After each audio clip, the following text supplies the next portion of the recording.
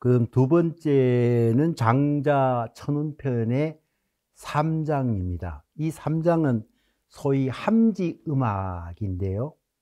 이 함지 음악은 장자의 예술론의 한 부분이죠. 중국에는 이 유가의 예술, 중국 예술이 고유한 게 있는데, 그 중에 예술에는 장자 도가의 예술 사상이 상당히 중국 예술에 영향을 끼쳤습니다.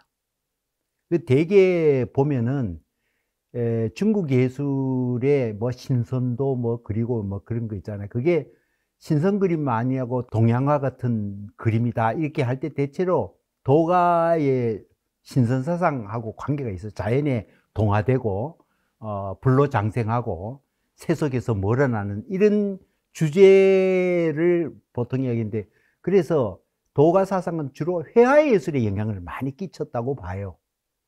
그런데 이거는 특이하게도 장자의 예술론, 도가 예술 중에 음악 이론이에요. 그걸 보통 장자의 음악론, 그래서 함지 음악을 얘기해요. 그러니까 장자의 악론이죠. 장자의 악론인데, 이 악론을 갖다가 천악이라고 이야기해요. 이 악자가 음악이라는 또 되지만 즐길 낙자로도 읽잖아요. 그래서 이게 한문으로 보면 천악이라고 안 읽고 천락이라고 해서 하늘의 즐거움 이렇게 보는데, 여기서는 하늘의 천악이죠. 인악, 천악 이렇게 딱 대비되는 거예요. 그래서 어떻든 장자의 악론인데, 전통적으로 중국의 음악론은 가장 유명한 게 예기 악기편하고 순자라는 사람의 그 악론이 있어요. 그 순자는 맹자와 더불어서 인성을 논할 때 맹자가 성선설을 얘기한 것이라면 순자는 성악론을 이야기했어요. 그러니까 타고난 인성은 그렇게 착하지 않으니까 순자의 주장은 이 착하지 않는 성격을 착하도록 만들어야 되겠다 하는 게 순자의 교육이고 여러 가지 그 예론이잖아요. 그런데 그 예론 중에 굉장히 중요한 거는, 예는 사람들 사이에 이렇게 차등하고 질서 지우는 거예요. 그래서 사실 구분하는 거죠, 예도. 그러니까 신분과 뭐에 따라서 아버지는 아버지답게, 아들은 아들답게, 뭐 그렇게 임금은 임금답게, 그러니까 각 그 계층적 질서를 조화롭게 하기 위한 게 예론이잖아요. 그러면 예는 차별론이야, 따지고 보면은. 그런데 비해서 거기를 서로 그 차별을 넘어서서 사회 전체적으로 조화롭게 하는 게 음악이라고 보는 거예요. 그러니까 순자의 음악은 사람이 착하지 못한 성품을 착하도록 순화시키는 기능을 하는 거다. 음악의 기능을 그렇게 봐요. 이제 거기에 비하면은 장자의 이 함지 음악은 한마디로 우리가 도를 터득하는 방법에 대한 것이 아주 중요한 수단이 음악이라는 거예요. 소리, 음악이 이 도를 터득하는 방법에서 대단히 중요한 길이다. 그래서 이 함지 악론은 그게 바로 우리가 만든 음악은 다 인악이라는 거예요. 그런데 하늘의 음악이 어떤 거라는 걸 여기서 설명해요. 굉장히 긴 내용이니까 2시간에 나누어서 설명을 드리겠습니다. 이 함지 음악을 대중들에게 설득하기 위해서 장자는 묘한 방법을 써요. 어떻게 이야기하면은, 여전히 장자는 모든 얘기를 스토리를 만들죠. 즉 주인공을 등장해서 어떤 사건을 만들고 그 사건을 풀이해가는 과정이 이 설명이, 악론에 대한 설명이. 이때는 황제라는 사람이 음악을 연주하고 듣는 사람이 북문성이라는 가공인물을 내세워요. 그러니까 황제가 연주를 하고 북문성이 그 음악을, 즉 하늘의 음악을 듣고 마침내 도로 진입하는 과정을 이 음악을 통해서 설명하는 그런 얘기예요. 그런데 황제가 이 북문성이라는 사람을 위해서 연주를 3번을 해요. 그러니까 첫 번째 연주를 딱 하고 그 연주를 한 다음에 딱 청취자가 그걸 듣고 두려움을 느껴요. 그 두 번째 또 연주를 딱 하니까 이번에는 사람이 그냥 멍한 것보다도 나른해져가 모든 게 그냥 흔들거리고 아무 생각이 없게 돼요. 그 음악을 듣고 두 번째 연주를 하고 세 번째 연주를 또 했어요. 세 번째 연주하니까 이건 완전히 그냥 심신이 완전히 넋이 나가버려요. 그런데 넋이 나간 게 생명체 에너지가 고갈된 게 아니라 여기는 혹이라고 표현하는데 의혹스럽다라는 게 그러니까 아무 생각이 진짜 아무 생각이 없어져요. 그러면서 생명 기운이 다시 살아나요. 황제가 북문서에게 연주를 3번 해서 첫 번째, 두 번째는 기존에 이 사람이 갖고 있는 패러다임을 해체를 시키고 세 번째는 그 해체된 단계에서 도하고 마주하게끔 만들어주는 그러면서 악론을 펼쳐요. 그 얘기 구성이 대단히 재미있어요. 그래서 일단 장자 외편에서 천악, 하늘의 음악이 어떤지 황제를 통해 그러니까 이게 이 스토리가 보면 내가 3번 올렸는데 처음에는 두려울 구자 써요. 두 번째는 게으를 태자를 써요. 세 번째는 의혹할 때 의혹에 혹을 써요. 그 3번 연주의 감상평이 구, 태, 혹 이렇게 정리가 돼요. 두려워할 구,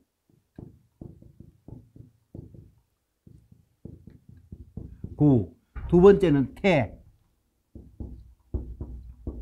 세 번째는 의혹할 때 혹. 3번의 연주를 이렇게 그런데 이 황제가 네가 두려움을 느꼈지? 내가 그렇게 연주했어. 내 연주는 이런 거야 하고 설명을 해줘요. 두 번째, 네가 이렇게 했지. 네가 이 상태에서 이렇게 내가 만들어서 이러이러한 방법으로 이렇게 만들어줬어 하고 설명을 해요. 세 번째는 이에서 다시 혹의 단계로 하는데 내가 그렇게 되도록 음악을 연주했지. 그래서 너는 마침내 나처럼 도하고 하나가 될 수 있게 만들어줬지. 음악을 통해서 그렇게 설명해요. 그게 이 내용이에요.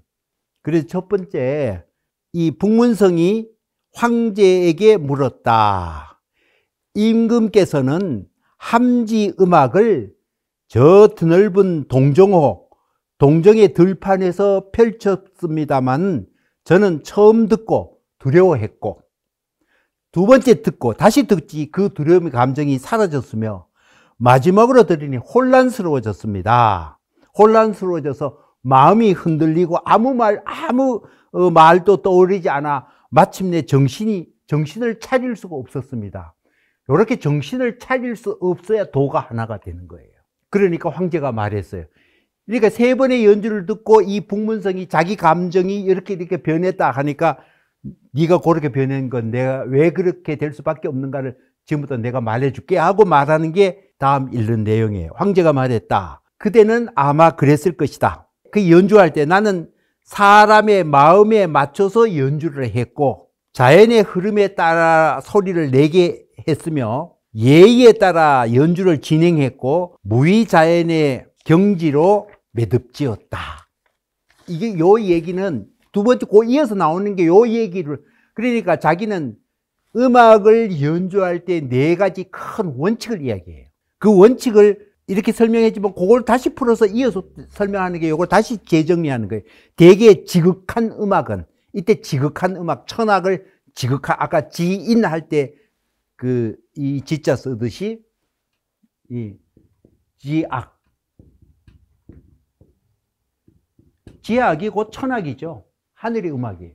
지극한 음악이라는 것은 기본적으로 뭐냐면 인간의 일에 대응하고 하늘의 이치에 순응하며 오덕으로 행동하고 자연으로 대응한다. 네. 이 말은 기본적으로 요즘 이걸 아주 쉽게 정리하면은 첫째 음악이라는 거는 자연의 자연에서 오는 진동을 받아가지고 내가 내 생각에 따라 연주하는 게 아니고 내가 도를 통해 자연과 하나가 돼 자연의 리듬을 내가 받아가지고 그렇게 그 리듬을 내가 전개를 해서 결국은 사람의 마음을 움직이는 것. 이게 연주라는 거예요. 그렇게 정리하는 거죠.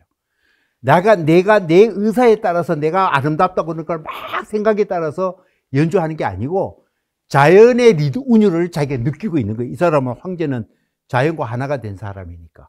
그 자연의 천리를 받아가지고 그게 자연의 리듬이에요. 자연의 리듬을 받아가지고 그걸 소리로 전개시켜가지고 타케치 뭐예요? 사람의 마음이잖아요. 근데 그 그 듣는 사람의 마음은 기본적으로 뭐예요? 자연적 존재가 들어있지만 그게 흐트러져 있는 게 보통 사람의 마음이죠. 다시 말하면 매일 생각하고 문화적으로 길들여지고 교육, 사회 훈련을 받고 지 나름대로 수많은 경험을 했고 이런 것들이 그의 정신 속에 가득 차 있어요.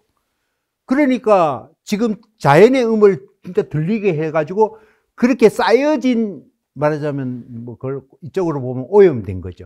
그거를 다 흩어지게 만들어야 도가 하나가 돼. 음악이 그 역할을 한다는 거예요. 그래서 그 얘기를 하는 거예요.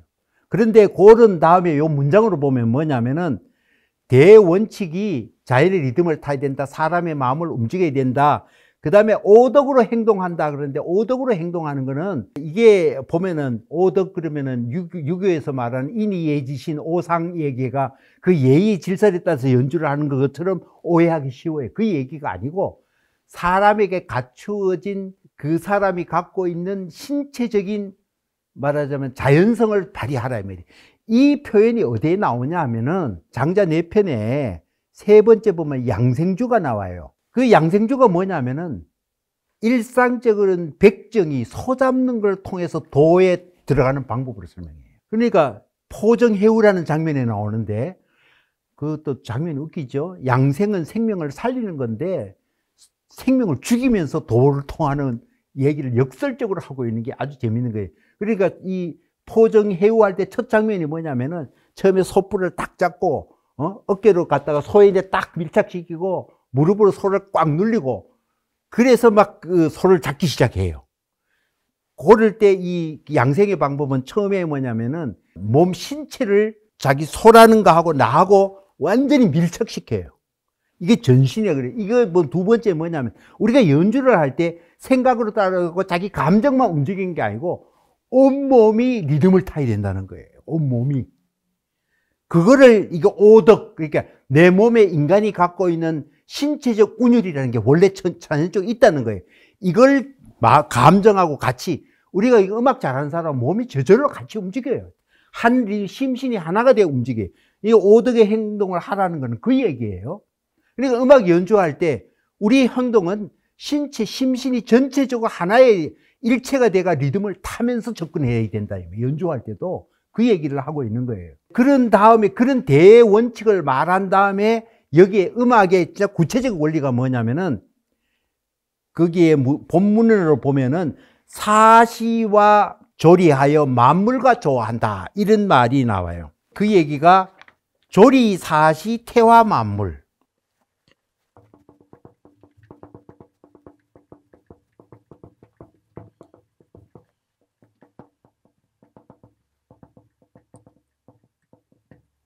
이제 여기서 중요한 건 조리사시예요.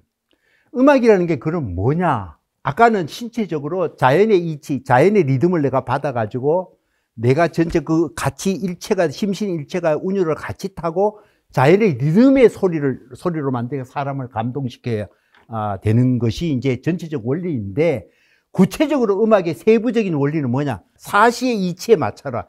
이 사시라는 게 뭐냐 하면은 변화예요. 봄, 여름, 가을, 겨울. 그러니까 아까 자연의 리듬을 타라 할 때 그 자연의 리듬이 뭐냐 하면은 시간의 변화. 그러니까 사시, 봄, 여름, 가을, 겨울. 이 자연이라는 게 항상 변해요. 시간의 흐름을 타고 계속 변한단 말이에요. 근데 그 변화를 하고 내하고 맞추라 이 말이에요. 음악들 그거 맞추라는 거예요. 그런데 사시의 변화는 봄, 여름 가면 3개월 우리가 시각적으로. 그런데 우리가 봄, 여름, 가을, 겨울은 사시는 경험적으로 눈을 보면 누구든지 다 알아요. 한절이면 온도가 높고 옷을 벗고 다 알잖아요. 겨울에 춥고. 그런데 지금 이 순간에 계절이 순간순간을 바뀔 때 그 순간적인 변화가 축적돼서 봄, 여름, 가을, 겨울은 변화의 축적물이 봄, 여름, 가을, 겨울이죠. 근데 자연은 그리고 봄의 변화가 있고 이렇게 변한 게 아니에요. 끊임없이 계속 변해요. 그러니까 변화의 순간적인 거는 우리가 감지를 못해요.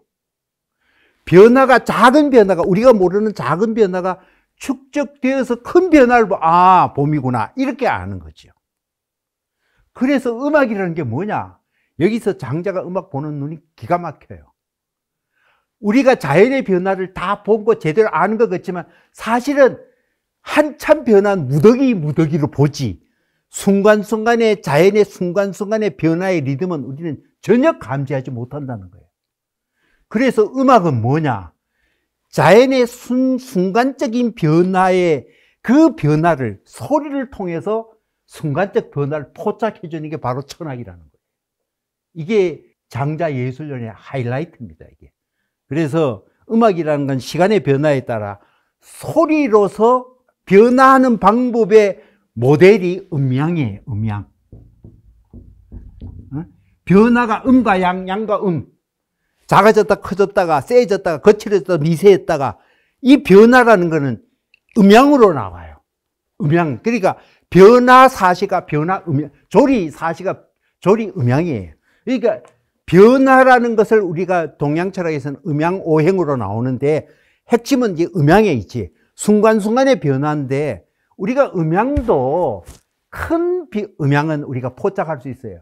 그러나 순간순간 미세한 이 자연의 진짜 변화는 우리가 알 수가 없어요. 사실은 자연의 변화는 사실은 각 물질이 갖고 있는 빛을 통해, 즉 빛과 같은 전자기파를 통해서 그 전파의 변화가 진짜 변화예요. 그런데 우리가 전파를 캐치 못하잖아요. 이 주변에 지금 라디오파, 텔레비전파, 통신파가 무선이 지나가도 우리 귀는 그걸 전혀 인지 못해요. 그런데 그 변화, 아주 미세한 자연 속에 항상 순식간에 변하는 이 자연 속에 지금은 항상 존재하는데, 그 변화는 우리 인간이라는 형태가 그 자연의 변화를 감지를 못해요. 그 감지 못하는 것이 지금 대행하는 게 뭐냐면 소리를 통해서 그걸 포착할 수 있다고 보는 거예요. 그러니까 자연의 섬세한 미세한 변화를 자연 속에 있는 그 똑같은 모델로 소리로 전환시키면 이게 하늘이 음악이 된다고 얘기한 거죠. 놀랍게도. 그래서 이게 그러면 어떻게 가능하냐? 전자파의 변화하고 음파의 변화는 엄청나게 이게 파장이나 이게 전부 다르죠. 파장도 다르고 그게 모델이 다 달라요. 우리가 인공적이 아니라면은 자연의 모든 모델은 증폭하면 똑같은 모델이 반복돼 나와요. 묘하게도. 그게 우리 현대과학에서 말하는 프랙탈 현상이죠. 똑같은 어떤 예를 들면 나무 잎사귀라든지 눈송이의 어떤 결정의 외곽선의 어떤 그 라인 같은 거는 확대해 보면 크게 확대해도 그 크 속에 그 작은 형태가 또 들어있고 반복돼요. 그러니까 미세한 패턴이 확대해도 똑같은 형태래요. 그러니까 빛과 전자파 같은 미세한 자연 변화도 확장 재생하면 소리라는 형태로 재생된다는 거예요. 그게 장자의 음악론이에요. 그러니까 우리 귀가 시각적인 표창은 누적된 변화만 알 수 있지만 순간순간의 미세한 변화는 전자기파의 그 미세한 패턴이 소리로 프랙탈 현상으로 증폭되면은 그것이 소리로 우리인데 귀에 들리면 자연의 리듬을 우리는 들을 수 있다 이 말이에요. 묘하게도. 그런데 첫 연주를 하니까 이 북문성이 놀랐다 이러잖아요. 놀랐다 이거. 아이고 막 두렵다는 거예요. 왜 사람들이 어떤 음악을 듣고 두려워할까요?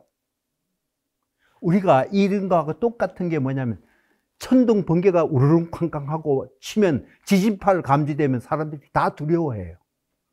왜 두려워할까? 두려워하는 이유는 빤해요. 우리가 무엇이 안정됐다 하는 거는 앞으로 뭐 이러는 게 뻔해. 그거 안 죽어, 안 무너져. 나는 그렇게 해도 끝나. 우리가 미래를 예측할 수 있으면 겁이 안 나요. 근데 어떤 현상이 벌어질지 모를 때, 예측이 불가능할 때 우리는 두려워해요. 그런데 우리가 말하는 현대 음악은 뭐 서양이나 동양이나 모든 음악은 전부 다 패턴하고 규칙적이에요. 리듬도 교체되고 뭐 음악 마디도 그렇고 박자도 그렇고 계속 반복되죠.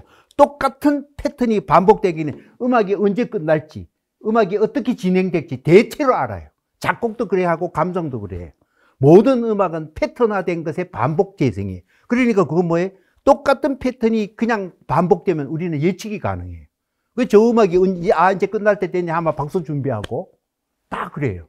그런데 천둥 번개는 이놈이 언제 끝날지, 어떻게 소리가 파장이 달라질지 전혀 예측 못해요.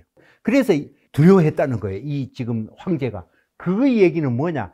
예측 가능하다는 건 우리의 미래 예측력, 즉 우리의 이성 또는 우리의 의도성이 가장 대표적으로 발휘 잘 되는 게 예측 가능성이에요. 그러니까 우리는 뭔 의도하면 뭐 미리 예측을 하잖아요. 그런데 인위적인 거는 예측이 다 해요. 우리가 만들었으니까. 이게 현대 우리가 듣는 음악도 예측이 다 가능하죠. 근데 자연의 소리는 예측이 불가능하기 때문에 내가 지금 자연 리듬을 타가지고 전혀 패턴에 벗어나는 자연 리듬을 들려주니까 네가 예측이 안 되니까 두려워했지. 이렇게 얘기하는 거예요. 그래서 결국은 첫 번째 음악을 통해서 머리 안에 그 사람이 프레임 딱 잡았던 인위적인 규칙성, 패턴화된 박자나 리듬이나 마디나 이런 모든 규칙성을 깨줘 버리는 거예요. 일단 해체했죠. 그게 첫 음악의 연주예요. 두 번째 연주의 앞마디만 제가 간단하게 설명해. 두 번째 연주는 내용이 어떤 내용이냐 하면은, 자, 그러니까 처음에 제가 말씀드렸듯이 황제가 함지 음악을 전개하는 것은 청취자로 하여금 그 사람이 훈련받았던 모든 인위적인 의도성을 해체를 해야 도에 들어갈 수 있잖아요. 첫 번째 해체한 게 뭐예요? 그 사람이 예측 가능성, 의도성의 가장 거친 의도성. 우리가 의도성을 표현할 때 전부 다 미리 앞질러서 예측하는 거가 어떤 사람의 의도성이 가장 잘 발휘되는 형태예요. 그걸 무너뜨리니까 우리 인간의 의도성은 자기가 스스로 생각해도 나는 이런 의도를 부려서 이런 것도 있지만 자기도 모르게 발휘되는 의도성이 있어요. 가령 어떤 사람이, 사실은 그게 우리가 뭐 유전자 패턴 같은 거, 또 어릴 때 어떤 기억 같은 거는 자기한테 무의식적으로 남아있다가 불쑥 자기도 모르게 행동을 많이 해요. 그러니까 자기는 딱 어떤 순간적인 판단하고 의도하는 그런 의도성도 있지만 자기도 모르게 무의식적으로 반복적 행동하다니까 그거 했어요. 자기도 모르게 했어요. 그런 의도성이 우리 안에 감춰져 있는 거예요. 두 번째 연주는 그걸 겨냥한단 말이에요. 그러니까 이게 원효의 이야기에 보면 원효가 우리 마음에서 우리를 움직이게 하는 행동의 동기들을 이렇게 설명하는데 그걸 삼세육추라 그래요. 즉 우리도 모르는 아주 미세한 거의 요즘 말하면 무의식적으로 잠재된 의도성이 우리 안에 가서 우리 행동을 유도해요. 그걸 세 가지 아주 미세성이라고 그래요. 그 다음에 나머지는 6개의 거친 삼세육추라 그래요. 그래 아까 예측 가능성은 그 육추에 해당하는 거예요. 그러니까 우리가 스스로 의도를 부리는 거, 스스로 알고 스스로 통제할 수 있는 그런 의도성이에요. 그러나 우리도 모르게 유전자나 어릴 때 경험이 무의식 쪽에 잠재됐다, 우리도 모르게 행동을 일정하게 몰아가는 그 힘은 내가 해체하기 힘들어요. 그런데 지금 이 두 번째 음악은 그거를 연주를 해서 그거를 건드려 가지고 해체하도록 하는 음악을 연주했다는 거예요. 즉 미세하게 감춰진 무의식적 의도성까지 그것을 망가뜨리고 그걸 해체하게 하는 게 두 번째 음악이에요. 그 두 번째 음악의 연주를 하면 황제의 설명이 이런 거예요. 조금 읽을게요. 두 번째의 연주에는 나는 또한 음향의 조화에 따라 연주했고 해와 달의 밝음에 따라서 밝혀 드러냈다. 소리를 짧게 혹은 길게 하거나 부드럽게 혹은 딱딱하게 하여 음율의 변화를 지속적으로 하면서도, 즉 음향을 조화롭게 했다는 거예요. 그런데 이게 뭐 옛 가락에 구애받지 않았다. 이 말이 중요해요. 옛 가락은 뭐냐? 이미 패턴화된 일정한 인위적인 리듬이에요. 모든 노래는 똑같은 형식으로 반복되고 연주자가 달라도 똑같은 형식을 해요. 일정한 패턴에 따라 하죠. 그러니까 이 하늘의 음악은 어떤 패턴화된 모든 걸 벗어나요. 다만 자연처럼 음향의 리듬은 약했다 강했다가 느렸다 빨랐다 이런 변화는 준다 이 말이에요. 다만 인위적인 음향의 변화가 아니라는 거예요. 그러면서 그 다음에 나오는 말이 대단히 중요한데요. 골짜기를 만나면 골짜기를 채우고 구덩이를 만나면 구덩이를 채우며 마음의 욕망의 틈을 막고 정신을 지키면서 재질의 특성에 맞춘다. 요 말이 이 두 번째 연주의 핵심이에요. 그래서 그 말을 거기에서는 어떻게 표현했냐 하면은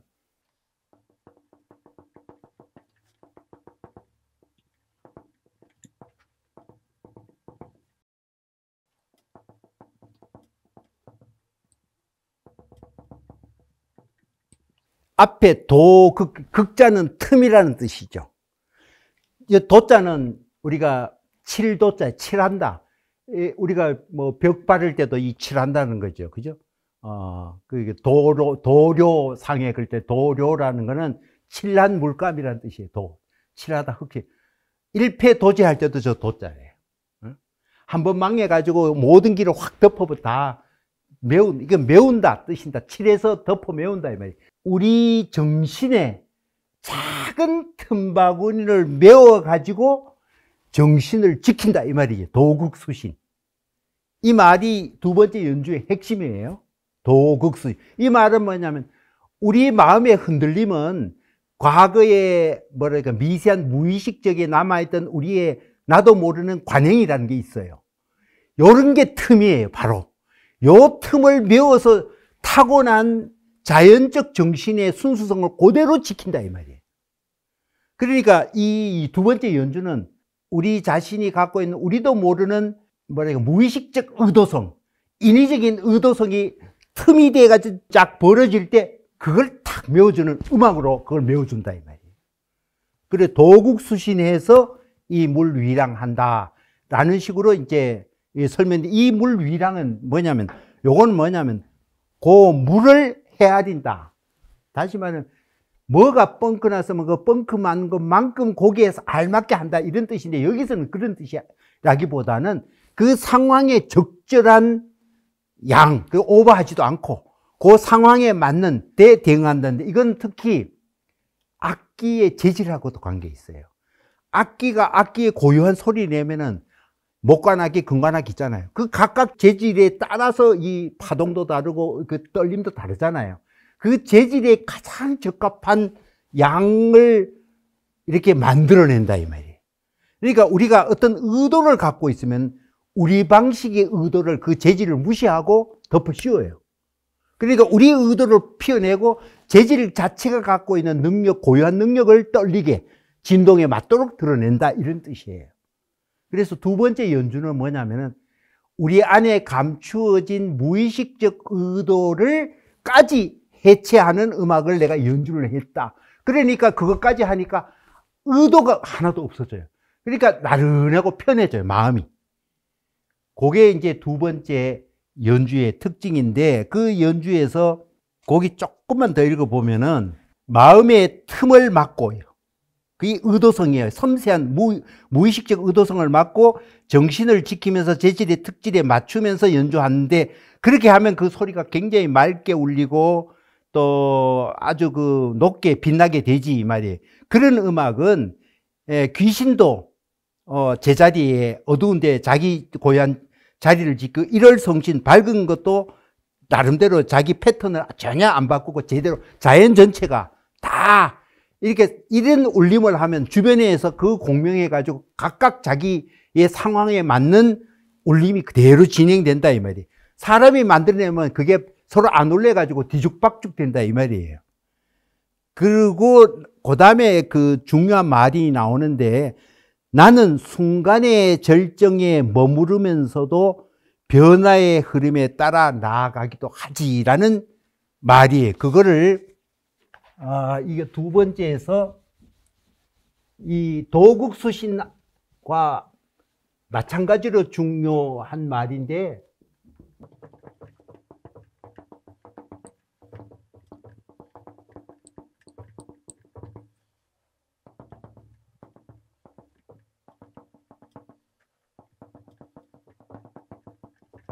이 말이 저는 도국수신 못지않게 중요한 거예요. 우리 인생의 방향하고요. 나는 끝이라는 거죠. 끝이 있는 듯한 데서 약간 멈추고, 또 계속 앞으로 계속 흘러나가는 거는 머무를 수 없는 곳에서 나는 계속 흘러나간다. 이 얘기는 무슨 이야기예요? 음악을 연주할 때 우리는 아까 그 음악이 순간의 예술이라 그랬죠. 자연 변화의 순간적 변화의 그거를 순간순간의 변화가 자연의 진모습이라 그랬잖아요. 그러니까 모든 음악은 전체가 뭐 조화됐다는 게 아니고 순간순간이 다 절정이라는 거예요. 그러니까 뭐냐면 각각의 이 음이 요 당시의 최적절히 음악의 하이라이트라는 거예요. 내가 어떤 음을 낼 때 그 음이 다음 음을 위해서 어울리기 위해서 뭐 일부러 낮게 할 수 있지만 그 음 자체가 최선의 음을 순간순간에 다 나타내. 그래서 그 음을 내기 위해서 나는 그 속에서 딱 머물러 절정을 느낀다 이 말이에요. 하나의 작은 변화 속에 순간마다 절정을 느끼고 이 말이에요, 이게. 그런데 거기서 이게 내 인생의 절정이자고 끝나면은 이건 아웃이에요. 문제는 다음 단계로 또 변화의 걸음을 나가는 게 우리가 이 흐름이랑 우주의 리듬은 계속 멈출 수 없는 곳으로 나는 계속 흘러나가지. 우리 인생도 마찬가지예요. 순간순간에 우리가 사는 것이 삶의 다 절정의 순간이에요. 이 나이에 이런 어떤 느낌을 가진 건 내 인생에 이 순간 하나밖에 없어요. 내가 이 시간이 다음 시간을 위해서 희생되는 그냥 단순히 지나가 버리는 시간이 될 수가 없어요. 모든 것이 다 음악도 순간순간 변할 때 그 음이 다 궁이에요. 마지막에 절정이고 그걸 느끼면서 음미를 해야 돼요. 그렇지만 그게 전부거나 그 다음부터 의미 없어가 아니고 다음에 또 다른 절정을 위해서 또 다른 인생의 빛을 위해서 또 나는 앞으로 나아간다 이런 뜻이에요. 음악을 그렇게 연주한다는 거죠. 일단 두 번째 함지 음악은 요거까지 얘기하고 다음 시간에 마지막을 마무리하겠습니다.